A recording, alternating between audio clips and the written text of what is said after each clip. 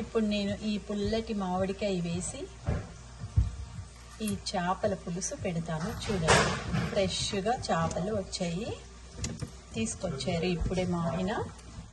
శుభ్రం క్లీనప్ అయిపోయింది. ఇప్పుడు నేను చేపల పులుసు చేస్తున్నాను. 1 కప్పు నూనె వేసాను, 1 బౌల్ తీసుకున్నాను. దాంట్లో ఇప్పుడు నేను దాల్చిన చెక్క, లవంగ, ఇలాచీ వేసాను. కొంచెం స్మెల్ కోసం వేసాను అన్నమాట.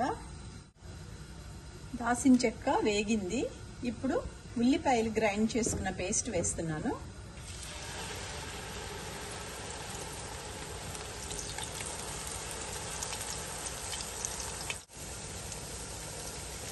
ఒక స్పూన్ పసుపు. ఒకసారి కలపాలి శుభ్రంగా.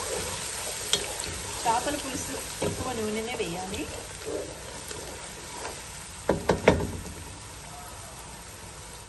ఇప్పుడు ఈ చేపల మీద కారం వేస్తున్నాను, ఉప్పు వేసాను. శుభ్రంగా కలిపి పెట్టుకోవాలి. శుభ్రంగా కలిపేశాను. ఉల్లిపాయలు వేగిపోయాయి. ఇప్పుడు చేప ముక్కలు వేస్తున్నాను.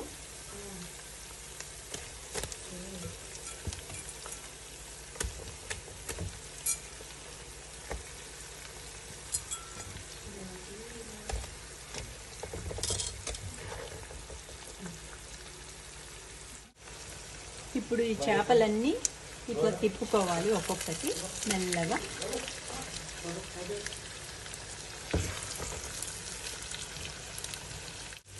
అన్నీ తిప్పేసాను.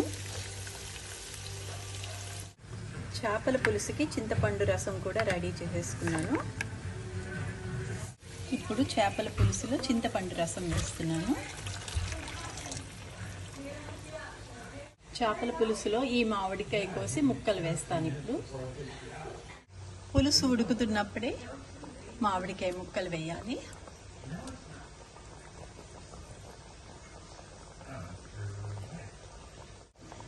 చేపల పులుసు ఉడికేటప్పుడు పచ్చిమిరపకాయలు కూడా వేయాలి.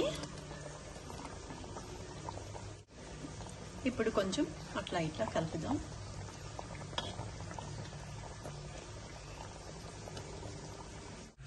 చేపల పులుసులో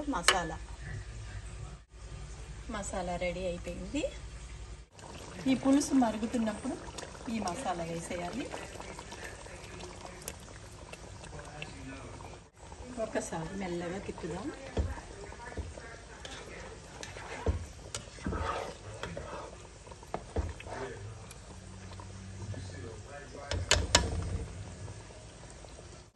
చేపల పులుసు మరిగేటప్పుడు కొత్తిమీర వేయాలి.